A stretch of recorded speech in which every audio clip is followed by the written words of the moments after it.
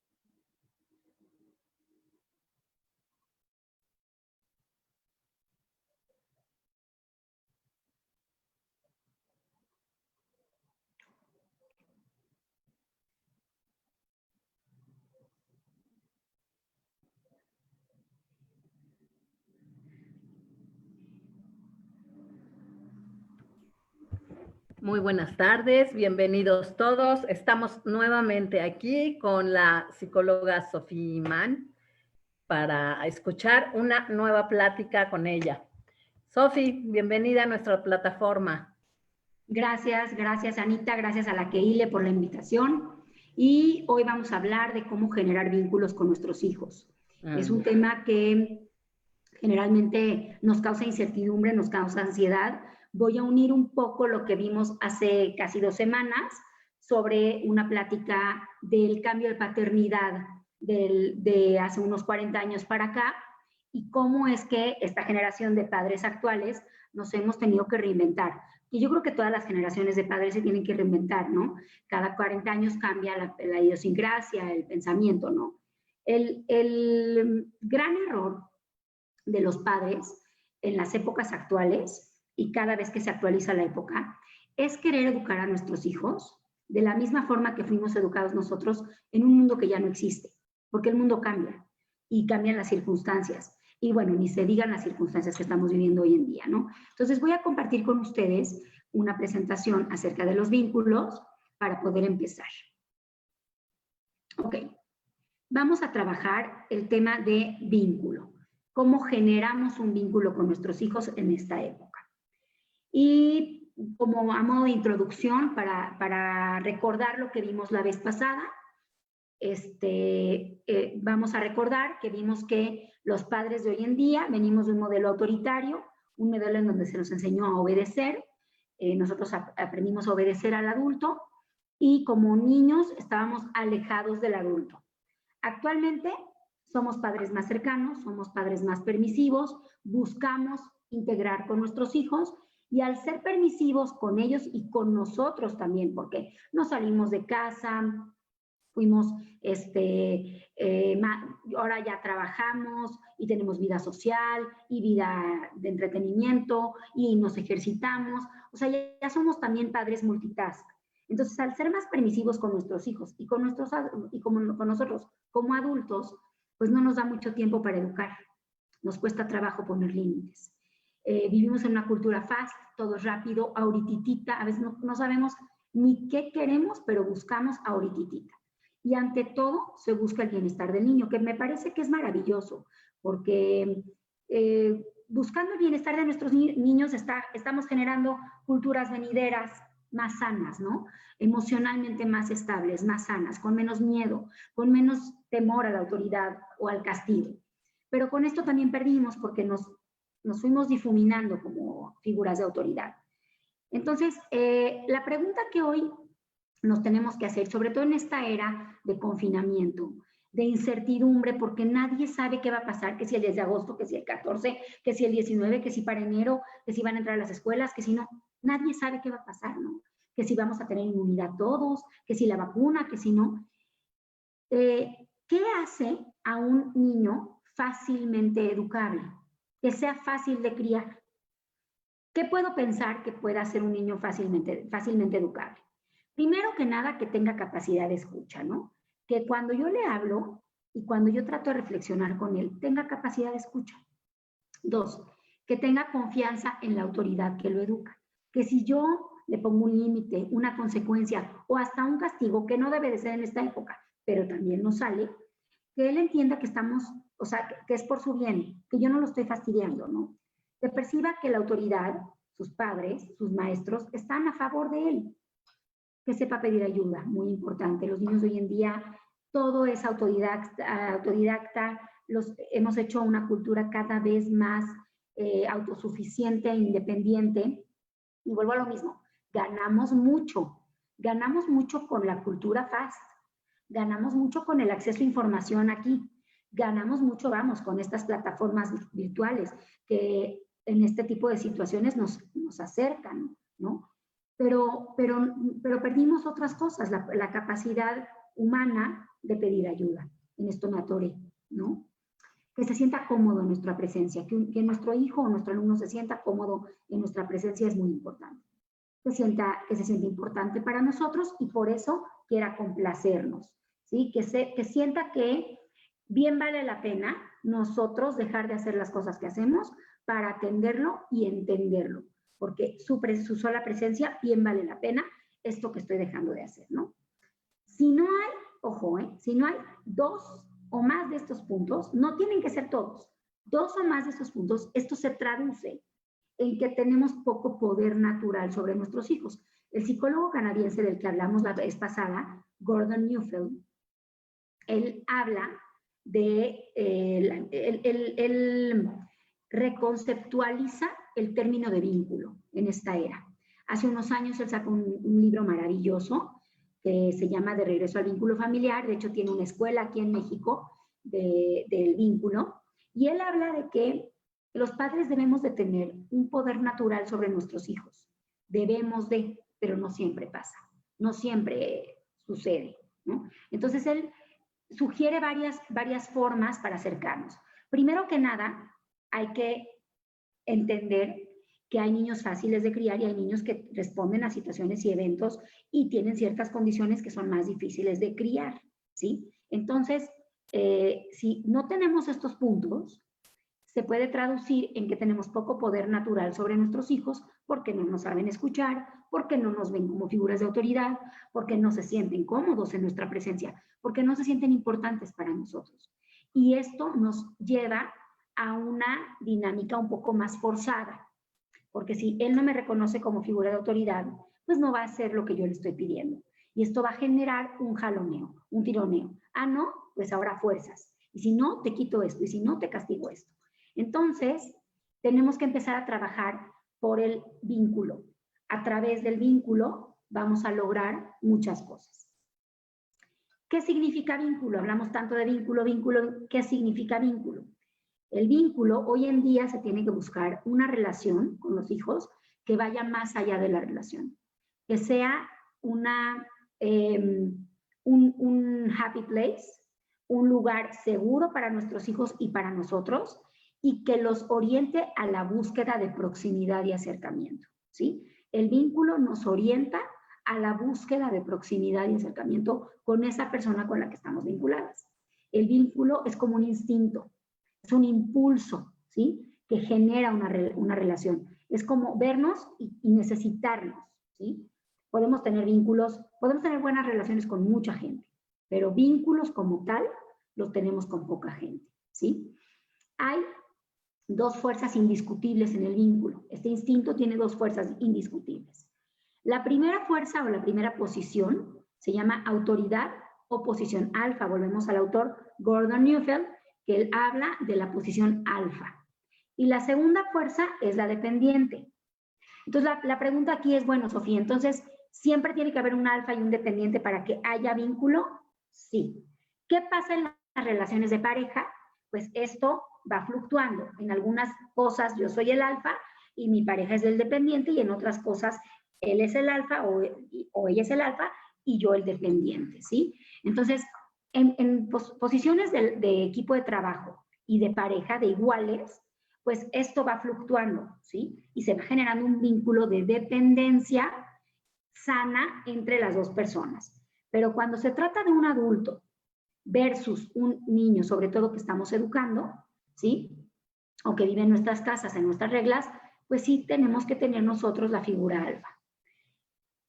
¿Qué es la figura alfa? ¿Por qué figura alfa? La figura alfa es el que dirige, es el que da las instrucciones, es el que guía, es el que se ocupa de la otra persona. Se conoce como posición alfa porque lleva la autoridad, ¿sí? Dirige a la manada, como si fuéramos manadas de animales en la selva. La posición alfa dirige a la manada, ¿no?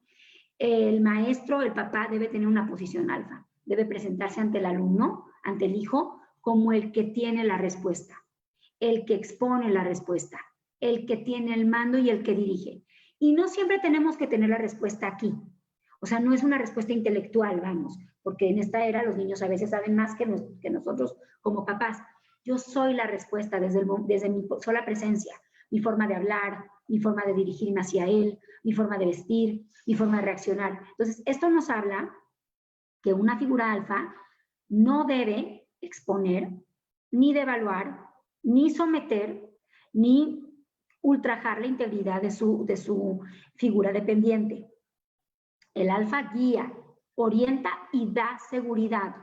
Si grita, expone y devalúa, ofende o maltrata, no va a generar seguridad. Lo que va a generar seguramente es miedo, pero ahí no estamos hablando de un vínculo. Acuérdense que el vínculo es un instinto que busca proximidad y cercanía. Y así no se, o sea, con dureza y con maltrato no se logra eso. Se logra tal vez miedo, pero no cercanía. ¿Qué va a pasar con la figura dependiente? Es el que se deja llevar, el que depende del otro. Como en estas organizaciones de scouts y de organizaciones a veces intercomunitarias, a veces por fuera de camping y todo esto, el famoso juego que se hace, la famosa dinámica que se hace, en donde tienes que confiar plenamente en tu pareja y vas con los ojos vendados y la pareja te va siguiendo, ¿no? Te va llevando. Y tú tienes que hacer un ejercicio de confianza y tienes que ceder y confiar en él. Lo mismo. El niño va a ciegas y se deja caer y tiene la confianza en el adulto que lo dirige, que vela por él y que vela por su bienestar. Por eso cada vez que yo veo un adulto que ultraja la integridad de un niño, ese adulto falló. El adulto que somete, que devalúa y que lastima, falló. Cada vez que gritamos, que devaluamos o que imponemos nuestro poder con el maltrato, fallamos, ¿sí? La autoridad tiene un poder natural ante él. Cuando uno depende, cuando uno está vinculado con la autoridad tiene un poder natural sobre él.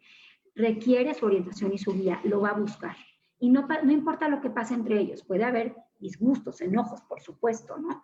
Pero no importa tanto eso. Importa más que lo guíe, que lo oriente, que estén cercanos. ¿Ok?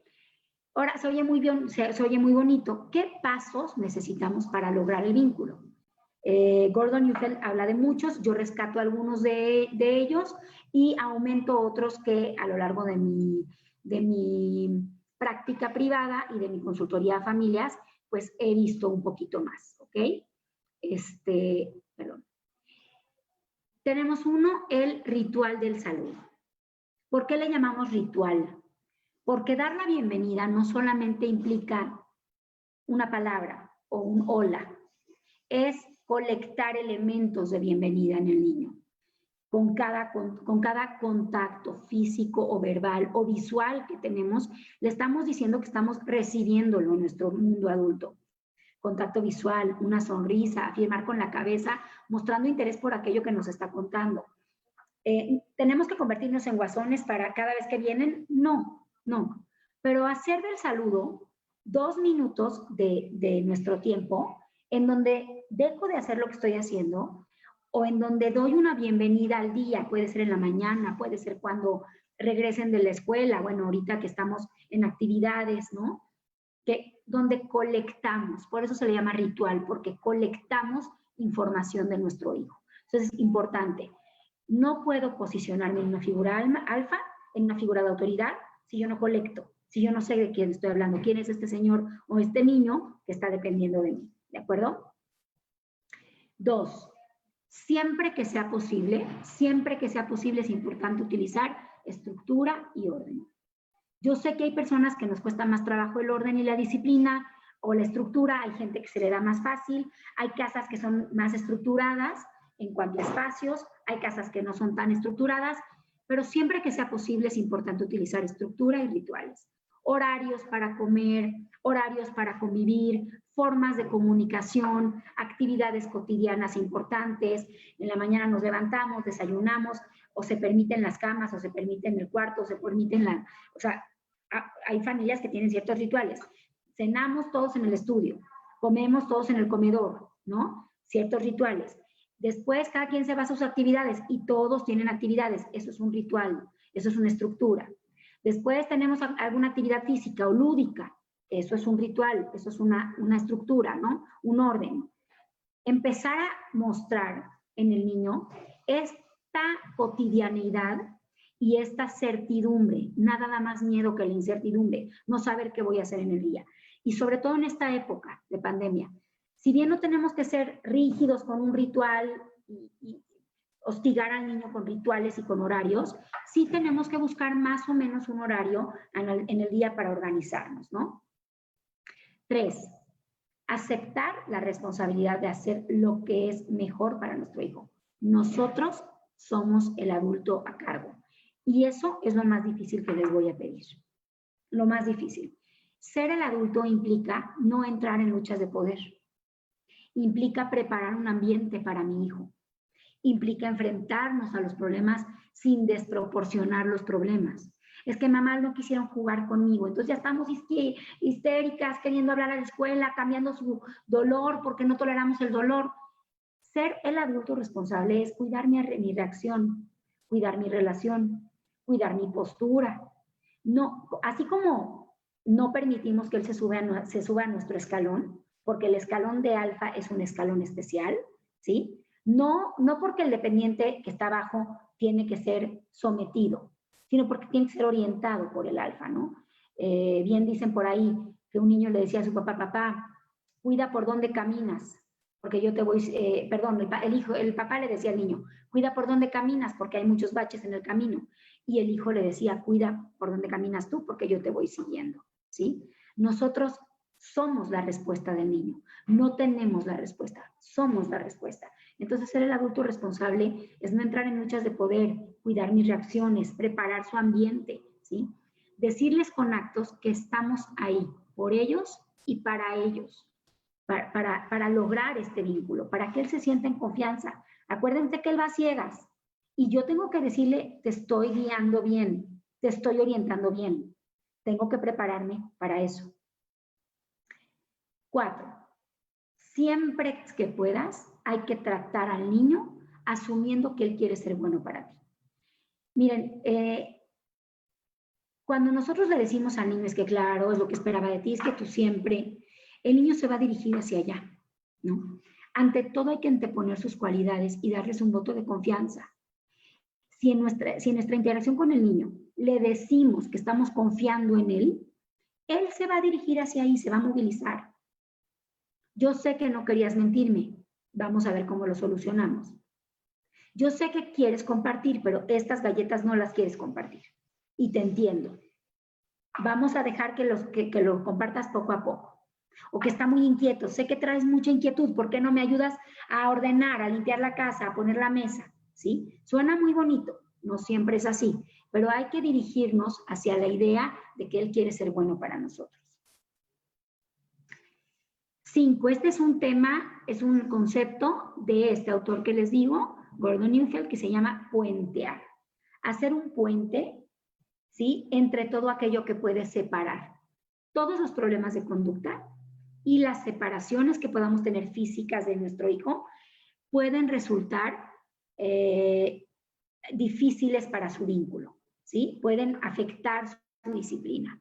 Entonces, hacer un puente entre todo aquello que puede separar es decirle al niño que no me importa su persona, o sea, que a pesar de su conducta yo lo quiero, hablar no hablar del niño, hablar de la conducta, ¿sí? Si me voy a separar, que voy a regresar, vamos a regresar a vernos. Me voy de viaje estos días, pero este día te voy a ver, ¿sí? No nos vamos a ver en la mañana, te voy a mandar al kinder, ojalá que pronto, ojalá hagamos changuitos todos. Pero te voy a mandar a la escuela, y de regreso aquí te voy a ver. Mira, vete unos días con tu tío o con tu tía, que te invitaron, que no sé qué, y de regreso aquí te veo. Sobre todo en hijos pequeños o en niños muy difíciles de criar, adolescentes, que retan y todo esto, hay que hablar de la conducta. Mira, esto que me dijiste, esto que hiciste, no del niño. Hablarle a un niño como que eres un flojo, eres un sucio, no ayudas en nada, es hablar de su persona. Entonces estamos quitando el puente que puede unirlo con nosotros. Eventos va a haber muchos, incidentes va a haber muchos. Hay que aprender a puentear, ¿ok? 6, ser consistente. Ser consistente tiene que ver, como lo vimos la sesión pasada, con los hábitos, generar hábitos. Los hábitos no son procesos psicológicos. Me encantaría decir que sí, que si se ejercitan, que si se hacen mucho, pues ya, se aprenden, son patrones. Pero más bien son procesos neurológicos, ¿saben? Se van guardando así en la mente. El niño va repitiendo y repitiendo y repitiendo y va introyectando estos patrones. Entonces, hacer siempre lo mismo educa al cerebro y a su vez a la conducta. No es al revés, no es a la conducta y luego al cerebro. Se educa primero al cerebro y después a la conducta. Si ante una dificultad del niño, por ejemplo, el niño llora mucho a la hora de irse a dormir, ¿no? Hablando de niños pequeños. Llora mucho a la hora de irse a dormir. Entonces yo un día me acurruco con él, me acomodo con él, le canto una canción, le cuento un cuento y todo. Al otro día le grito. Al otro día lo dejo llorar. Al otro día le pongo a un policía ahí afuera del cuarto y no puede salirse del cuarto. Al otro día cierro mi puerta. Y cada día le doy una respuesta diferente al estímulo que él está teniendo. Él no va a aprender nada. Él lo único que va a aprender es mi mamá está loca. Es lo que va a decir, ¿sí? O mi papá está loco, porque no hay una consistencia de la conducta. Entonces, cada vez que queramos reformar o reparar la conducta de nuestro hijo, tenemos que hacer una gama o una serie de cosas casi las mismas, totalmente similares, para lograr un hábito. Y un hábito se logra gestar en el cuerpo, en el cerebro, se logra introyectar de 14 a 21 días. Tarda de 14 a 21 días, más o menos. Ok. Siempre hay que intentar colectar antes que regañar. Cuando pasen los incidentes, primero que nada hay que recaudar información. ¿Qué pasó? Explícame con calma qué pasó, ¿sí? Incluso con niños menores de 12, 15 años, que todavía tienen esta parte como muy concreta, pintárselos o usar costalitos. A ver, tú estabas aquí, tu hermano estaba aquí y entonces él se cruzó aquí y tú le pegaste, ¿o qué pasó? ¿No? Recaudar información, tener contacto visual con él, afirmar con la cabeza, porque eso se trata de colectar, escuchar el argumento del niño. No se vale aplicar consecuencia así nada más, a menos que se trate de una conducta ya muy destructiva, ¿sí? Ahí ya no dialogamos. Pero ante todo, primero pregunta, a ver, platícame qué pasó, ¿sí? Para que él también pueda ver en dónde falló él. Porque muchas veces se trata de justificarse siempre reglas y cómo aplicar consecuencias. cómo se establece la disciplina, ¿ok? 8. No utilices la presión. La tensión no sirve de nada. Te voy a dejar, te voy a hacer, te voy a dejar tirado acá. Si hay tensión, desactívala, ¿no? Dirige tu atención a alguna fortaleza del niño. Por ejemplo, eso que me estás platicando requiere de ser muy valiente, te felicito, pero igual no quita que estuvo mal. Entonces vamos a solucionarlo entre los dos. Fíjense, hago hincapié en el plural entre los dos, porque un niño requiere que el adulto se haga cargo de él, que seamos nosotros los adultos. Él, acuérdense que va con los ojos vendados. Entonces es importante que el adulto hable en plural y le diga, ahorita lo solucionamos, ahorita vemos cómo lo podemos solucionar. Aunque la conducta del niño sea muy disruptiva, muy agresiva, tenemos que decirle, sí va a haber una consecuencia, pero lo vamos a solucionar entre los dos, ¿ok? 9. No demos muchas vueltas al incidente. La madurez toma tiempo, tarda. Es una cuestión de tiempo. Se va a ir aprendiendo poco a poco. La consistencia tiene que ver mucho con eso. Entonces, los incidentes son algo que van a pasar. Son parte de la vida de nuestro hijo. Toma tiempo madurar. Toma tiempo elegir la mejor solución y controlar nuestros impulsos. Si en adultos toma tiempo, en niños toma más. Entonces, es importante señalar el incidente, como les decía, a veces con dibujitos y peras y manzanas, así literal, para que él vea en dónde falló, mencionar la falta de conducta y aplicar alguna consecuencia y salirnos emocionalmente del incidente. Porque muchas veces lo que pasa, lo que yo veo mucho en consulta, es que rumiamos. Sí, rumiar es como lo que hacen el movimiento de las vacas cuando comen, ¿sí? Que comen y regresan la comida para volverla a masticar. Nosotros como padres de familia, y más en esta situación de cuarentena y de encierro, rumiamos lo que hacen los hijos y todo el tiempo estamos, sí, como hiciste hace mucho, es que toda la vida lo estás haciendo igual, es que ayer lo hiciste igual, es que claro, porque hace 2 días me dijiste que era la peor mamá del mundo. Y entonces el niño dice, ¿cuándo va a soltar? No, esta señora nunca va a soltar esto que me está dando, ¿no? Entonces, el vínculo requiere que el adulto aprenda, como dijimos, a controlar su lucha de poder, a no reaccionar mal y a decirle, aquí estoy para ti y sé que te va a tomar tiempo. No hay que ser tan duros con los niños. En este punto quisiera detenerme un poco más. En alguna ocasión un padre de familia que vino a mi consulta me decía, Sofi, yo entiendo esto de que hay que darle tiempo, así con este tono, porque aparte era muy chistoso. Yo entiendo que hay que darles bienestar a los niños y que esto de los derechos del niño está muy de moda y todo lo que tú me digas. Pero a veces, pues, un buen chanclazo a tiempo, pues lo ponía en su orden, ¿no? Yo con 2 cachetadas le alineo los chakras, le corrijo la conducta. ¿Para qué tanto rollo y argüende? Digo, suena muy bonito, pero tarda. Yo no tengo el tiempo, me decía. Muy honesto, ¿eh? Sí, la verdad sí me causó mucha risa, pero así era. Entonces yo le decía, tienes toda la razón. La verdad, tienes toda la razón.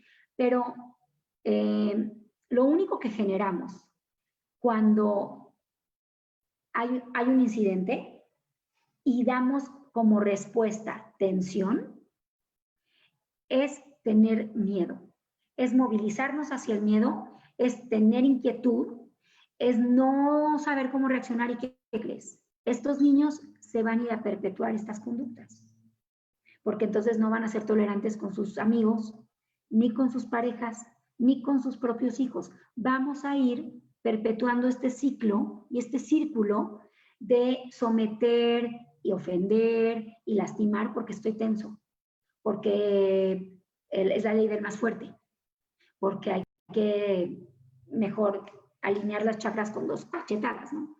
Entonces, ser el adulto responsable, que era nuestro punto 4, implica que en vez de engancharme en la parte emocional, en vez de estar dándole vueltas al incidente, como dice este punto 9, voy a ver cómo reparo la conducta del niño, cuidando su integridad, cuidando su dignidad y cuidando su bienestar. ¿Por qué? Porque tengo que cuidar a los niños para ofrecerle al mundo niños mejores. No se trata de ver qué mundo les vamos a dejar a nuestros niños, se trata de ver qué hijos le vamos a dejar a este mundo. Y se trata de empoderarlos en el buen sentido de la palabra, que sean seres de bien. 10. Sé congruente. No podemos pedir al joven, también es un punto que vimos la vez pasada, no podemos pedir al joven lo que no estamos dispuestos a dar, ¿sí? No podemos pedir honestidad si no somos honestos con él. No podemos pedir tolerancia si no toleramos sus errores o no toleramos su diferencia. No podemos pedir aceptación cuando nosotros no aceptamos que este niño tiene cierta condición o es diferente o no sé, no funciona como quisiéramos que funcione nuestro sistema, ¿no? Entonces, ser congruente es decirle, yo te marco el camino, me encantaría que lo sigas, y si no, lo tolero. Porque bien vale la pena tolerar por los hijos, porque bien vale la pena cuidar de la diferencia también, ¿no? Ser congruente implica que tengamos muy claros nuestros valores. Este es un concepto que vamos a trabajar en las próximas sesiones, cuando hablemos de reglas. Los valores en una familia, todas las familias tenemos valores, todos. La jerarquía de valores puede cambiar un poco de familia en familia, ¿sí? Pero todas las personas, todas las familias tenemos valores. Los valores son la silla donde se van a sentar las reglas. Y tenemos que tenerlos claros. Muchas familias no tenemos claro ni eso. Entonces, ser congruentes es buscar una línea, alinear, ¿sí? Nuestro pensar, nuestro sentir y nuestro actuar. ¿Qué pasa con crisis o como con ciertas cosas de incertidumbre que vivimos ahorita? Esto se desajusta, se desalinea. Entonces tenemos aquí un pensamiento, pero sentimos esto, pero actuamos de forma diferente. Nos dejamos llevar por la corriente. O pensamos igual que todos, pero sentimos diferente y actuamos diferente, ¿no? Entonces la congruencia lo que trata es de alinear estas tres partes para decirle al niño, sé honesto y sé fiel y leal a lo que nosotros creemos como familia, a nuestros valores como familia. Ejemplos de valores: honestidad, fe, tolerancia, respeto, asertividad, ¿sí? Muchos de ellos tienen que ver con habilidades para la vida, pero son virtudes, son valores, son cosas que nos van a dar, que nos van a dar como unos cimientos fuertes el día de mañana, ¿ok? 11. Cuando el niño enfrenta una situación de frustración, que en esta era, todos sentimos frustración, todos nos sentimos invadidos por algo, tenemos una expectativa aquí, tenemos una realidad aquí, y este hueco se llena de frustración. Cuando algo no lo podemos cambiar, Gordon Neufeld, este autor canadiense del que hablo, habla de estas situaciones como situaciones de futilidad. Él le llama futilidad. Es un concepto psicológico que es una situación de frustración que no puedo cambiar, no está en mí cambiar, ¿sí? Llevarlo lo antes posible a la tristeza, más que a la agresión. ¿Por qué? Porque un niño, un adolescente no te va a decir estoy frustrado, va a atacar, va a agredir al primero que se deje o al más cercano, ¿sí? Si nosotros somos los cercanos, nos va a agredir a nosotros y nos vamos a sentir súper ofendidos. Y a veces nos vamos a pelear con esta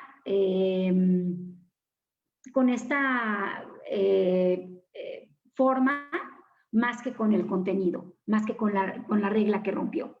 Entonces, evitémonos conflictos mayores y formas diferentes. Cuando tenga una situación de frustración, tratar de conectar lo antes posible con la tristeza. ¿Qué te dolió? ¿Qué no pudiste hacer? Te sientes mal, ¿verdad? Te sientes triste por eso. Eso es tratar de conectar con la frustración, hacerlo conectar con sus sentimientos, hacerlo hablar. Un niño chiquito va a decir sí y va a empezar a llorar y te va a decir sí, me siento muy mal. Un adolescente te va a decir, ¿qué hablas, mamá? ¿Qué hablas? Claro que no me siento mal. ¿Qué dices? Pero después de la agresión, si yo no me engancho, ojo, si yo no me engancho, va a venir un poco la calma y voy a poder ahí entrar. Ahí. Ahora, ¿de qué me sirve? ¿Cómo vamos a ir conectando algunos puntos? ¿De qué me sirve conectar en el saludo? ¿De qué me sirven los rituales del saludo? Para conocer a mi hijo. Y saber cuando está triste, cuando está mintiendo, cuando está frustrado, cuando se trata de algo que lo dejaron solo, cuando se trata de algo social, cuando se trata de algo académico, ¿sí? Yo no puedo hacerlo conectar con sentimientos si no lo conozco, porque entonces voy a responder a mis sentimientos y no al sentimiento del niño.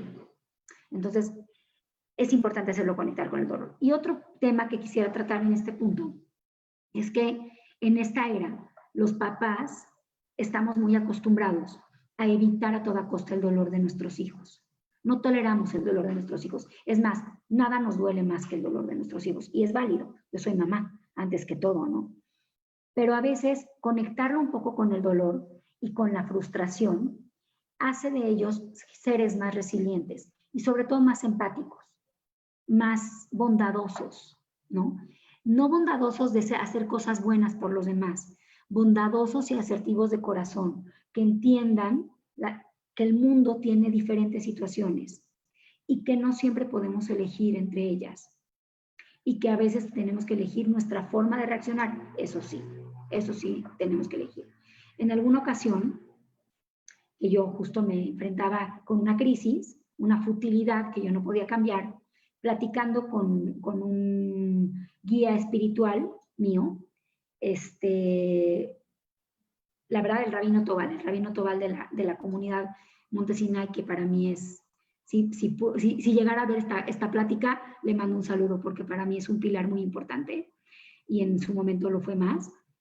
Yo le decía que por qué tenía yo que vivir en esto y él me decía, a ver, Sofi, si tú entras a una sala de hospital en donde hay un paciente inconsciente, está en terapia intensiva, ¿sí? El paciente no te puede ver, no te puede escuchar, no sabe si está en este mundo ni siquiera, ¿sí? ¿Cómo sabes que está vivo? Pues no sé, viendo los aparatos. ¿Y qué ves en los aparatos? Pues viendo el monitor. ¿Y qué hay en el monitor? ¿Cómo se marca el monitor? No, pues arriba, abajo, tic, tic. Ah, muy bien. ¿Y cómo sabes que la persona ya no tiene vida? No, pues el monitor está plano. ¡Pip! Exactamente. La vida implica arribas y abajos. Hay situaciones de futilidad que no les vamos a poder evitar a nuestros hijos. Y es más, no debemos de evitárselos. Tenemos que dejar que se enfrenten a la frustración, que se enfrenten a la tristeza. Conectarlos con la tristeza es mejor, créanmelo. ¿Ok? Entonces, se los dejo así como un dato cultural que a mí me ayudó muchísimo.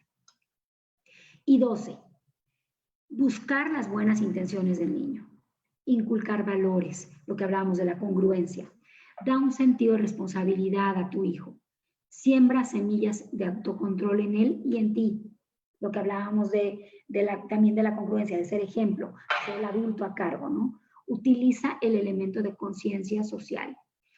Y en este punto quiero platicarles una experiencia personal que viví hace muchísimos años. Voy a cambiar muchos elementos para que no reconozcan el caso, pero fue en un caso, yo estaba como psicóloga escolar en un colegio privado de la red y hago este hincapié porque en los colegios privados generalmente los niños se conocen de toda la vida, son como pequeños hermanitos que van compartiendo toda la vida, ¿no? Y entonces en este colegio de la red se presenta muchos años antes una señora que me pide por favor que proteja a su niña en un campamento que van a tener porque la iban a matar.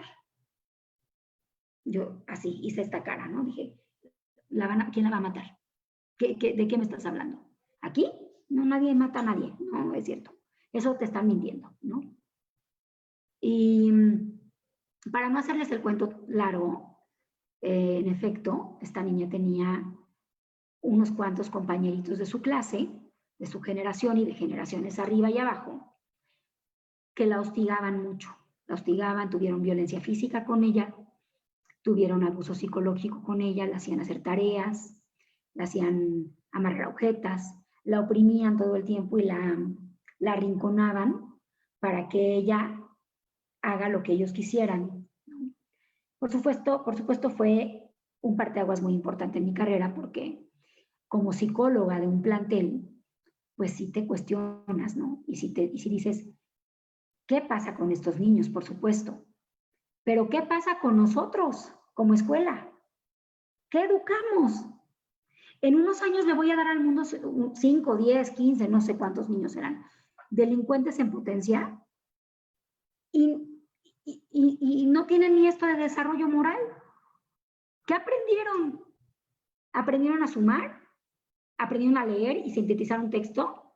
¿Tuvieron clases de la historia del pueblo judío y no aprendieron nada? ¿Se aprendieron solamente las causas y los efectos? ¿Qué aprendieron? Nada. El educar a un hijo, el educar a un alumno es una gran responsabilidad. No podemos ir por la vida, voy derecho, no me quito. O sea, la responsabilidad de todos, el bienestar de todos es responsabilidad de todos. No el bienestar de cada familia corresponde a cada familia. Porque si pensáramos eso, no tendríamos líderes comunitarios que dan su vida en mesas y juntas directivas de altas horas de la noche o de largas horas en la mañana por el bienestar común y que muchas veces sacrifican su propio bienestar por el bienestar común. Hay que inculcar en nuestros hijos el valor de la responsabilidad social, el valor de querer a su comunidad, de querer a su México, de querer a este país que nos ha recibido, que nos ha acogido en sus tierras, en sus brazos, ¿sí? Tiene que haber una conciencia social y somos responsables de eso. Sí somos responsables de eso. Sí no podemos ir por la vida diciendo, tu problema es tu problema y tu problema es tu problema y yo no tengo problema. Si tú hablaste mal de ella y ella te contestó mal, pues yo no tengo nada que ver porque no es mi problema. Sí es mi problema.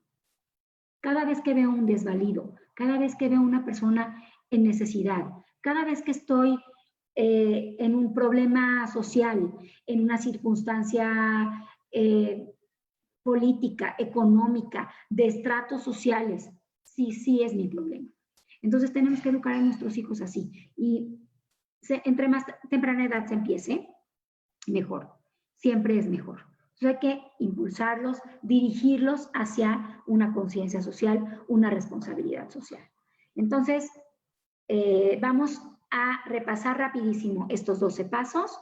Ritual del saludo, orden, estructura y rituales en casa, horarios, formas de comunicación, actividades cotidianas, que tengan un orden, que tengan una estructura y que tengan espacios definidos, ¿no? Tratar de comer siempre en el mismo lugar, tratar de tomar nuestros alimentos en el mismo lugar, de tener un acto recreativo, sobre todo en esta época, en el mismo lugar.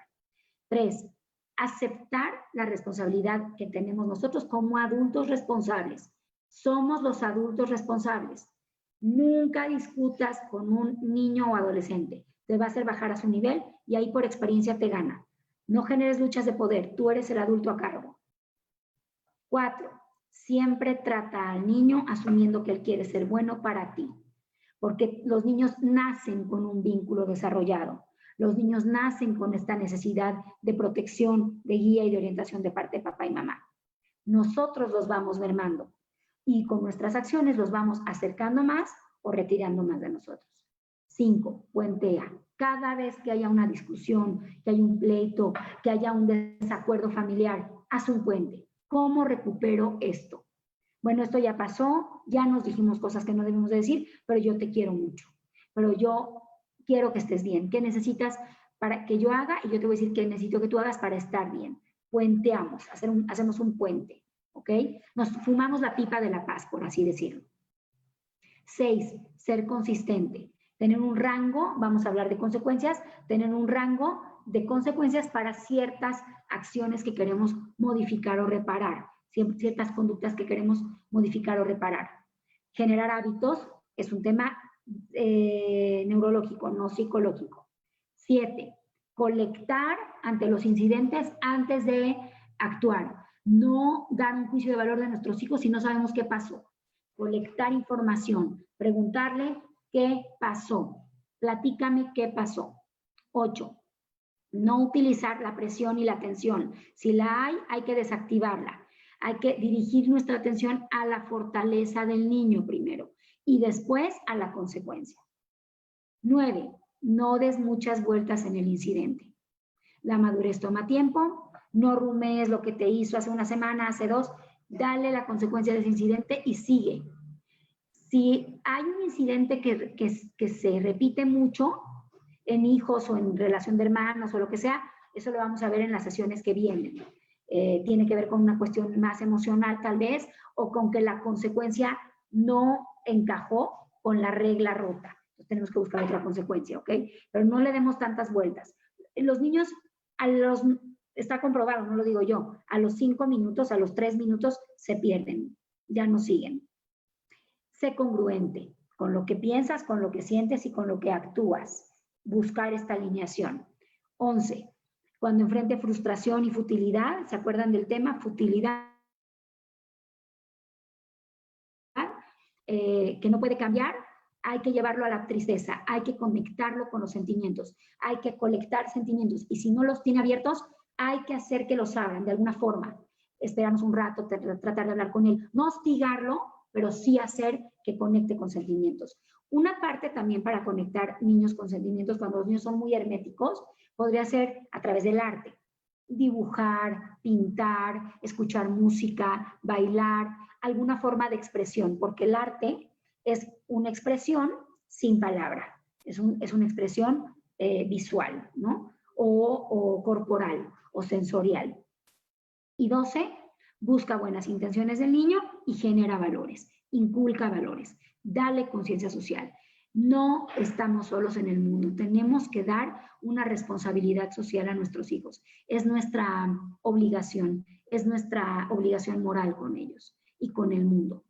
Nosotros como papás tenemos 2 obligaciones con nuestros hijos. Cuidar de ellos, de su bienestar y educarlos. ¿Por qué? Porque queremos darle al mundo hijos mejores. Queremos dejar en el mundo personas con un desarrollo moral mejor. Pues bueno, esta es la plática. De esto trata el vínculo. Espero les haya gustado. Y ahora sí, estoy abierta y dispuesta a las preguntas, comentarios, sugerencias, felicitaciones también, o manitas para abajo si no les gustó. Avísenme. Gracias, Sofía.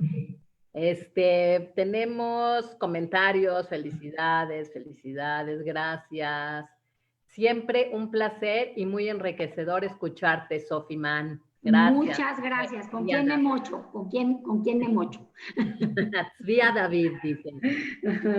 Excelente, gracias, dice Ale Abadim. No tenemos ahorita preguntas. Si alguien quiere preguntar algo, quiere levantar la mano o en Facebook preguntar, aquí con mucho gusto vamos a dar respuesta. Elvira Mus, muchas gracias, excelente. Es que hablas muy claro, entonces no hay... Ay, muchas gracias. Pero siempre hay preguntas. En el tema de educación, yo creo que nunca estamos estáticos. Hay alguien que siempre nos tenemos que modernizar. Mi querida Sara Villeste. Exacto, Sara, ya tienes habilitado tu micrófono, por favor, ábrelo.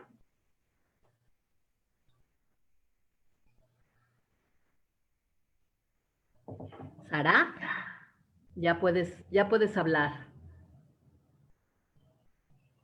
No sé si... Mientras que lo abre, digo, Ana Ramírez dice, excelente tema, gracias por brindarnos esos conocimientos, que Dios te bendiga.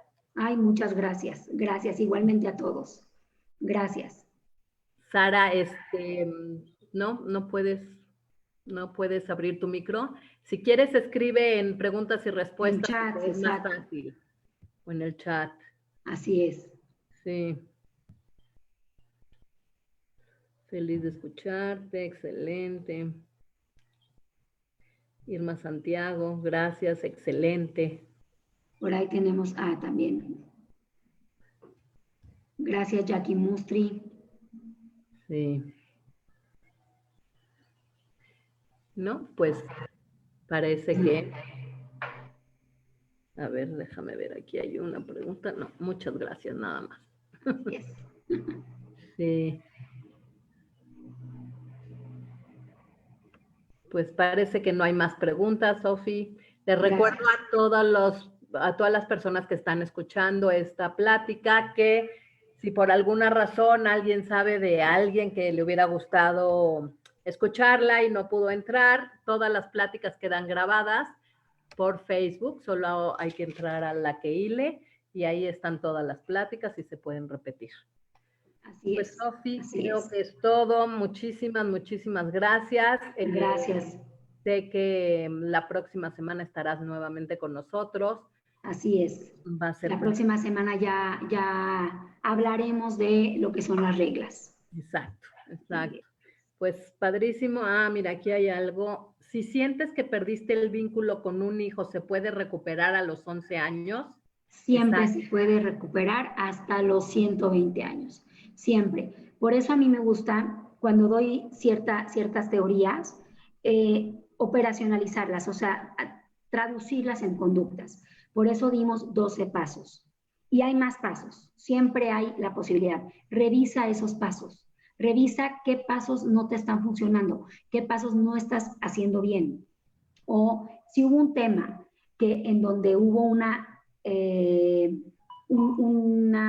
separación por algo con el hijo o con la hija, repasar qué pasó en ese tema, qué pasó en ese problema. No fui un adulto responsable, generé mucha tensión, ¿cómo puedo desactivar la tensión que se generó a partir de ese problema? ¿Sí? Por eso es importante que revisen estos pasos, que repasen los pasos, para que vean en dónde fallaron. Y cuando tenemos una relación con un hijo muy buena y después nos vamos distanciando, hay que revisar también los pasos, porque como digo, en educación siempre cambia, siempre nos vamos actualizando, siempre hay cosas nuevas y siempre cambia, nunca es estática. Entonces, mi recomendación sería que revises los pasos. Sí. Irma Santiago dice, ¿cómo trabajar para ser consciente? Porque mi hija repite conductas, se enoja constantemente. Mira, depende de la edad de la niña, pero yo sí recomiendo muchísimo en esta señalización del incidente, decirle, a ver, ¿qué pasó? Y sí necesito hacerlos conscientes de forma visual. Hay niños y hay personas en que funcionan mejor con imágenes, estructura y gráficas. Así, pintándoles, como irónicamente decimos, ¿qué quieres? ¿Que te lo enseñe con palitos y manzanitas? Sí. Entonces, hay veces necesitamos dibujarle a la persona o trabajar así con gráficas el evento para que él entienda o ella entienda qué hicimos mal, qué hizo mal ella, qué hice mal yo, qué hizo mal el otro, ¿me entienden? O qué hicimos bien, qué podemos rescatar. De lo contrario, no lo puede ver. Niños menores de 15 a veces les cuesta trabajo en situaciones muy abstractas. Necesitan concretizar, ver, graficar. Entonces, yo sí invito mucho a que lo hagan como a nivel gráfico y que vayan viendo dónde fue el error, dónde se cometió el error. Y sobre todo paciencia, mucha paciencia. Tener paciencia y repetir y corregir, porque si vuelvo a lo mismo, si un incidente lo manejo muy bien, pero al otro le grito y lo ofendo, y al otro me alejo, y al otro le hago la ley del hielo, el niño dice, bueno, entonces, ¿de qué se trata? ¿Qué pasó? Yo cuando soy más bueno, tengo niños que me dicen, yo cuando soy más bueno, mi mamá me quiere más. Y no, nosotros como mamás queremos a nuestros hijos, se porten bien o se porten mal, los adoramos. Y es lo que hay que hacerles ver. si el niño sabe que tú lo quieres, independientemente de lo que pasa, se va a dirigir hacia ahí. Se va a dirigir hacia ahí. Gracias. ¿Ok? Pues bueno, ojalá que sea de utilidad, que sea, si hay más preguntas, las podemos contestar acá o podemos contestarlas en el chat. Yo siempre luego me meto a ver los comentarios. Y muchas gracias por su atención, gracias por la invitación, Keile. Gracias, gracias a ti. Y primero Dios, nos vemos la semana que entra a las 7 de la noche. Sí, martes a las 7. Martes, ¿no? Martes. Así es, así es. Ok, pues los esperamos a todos. Muchísimas gracias, Sofi, mil gracias. Gracias, gracias a ustedes. Contacto. Bye. Bye.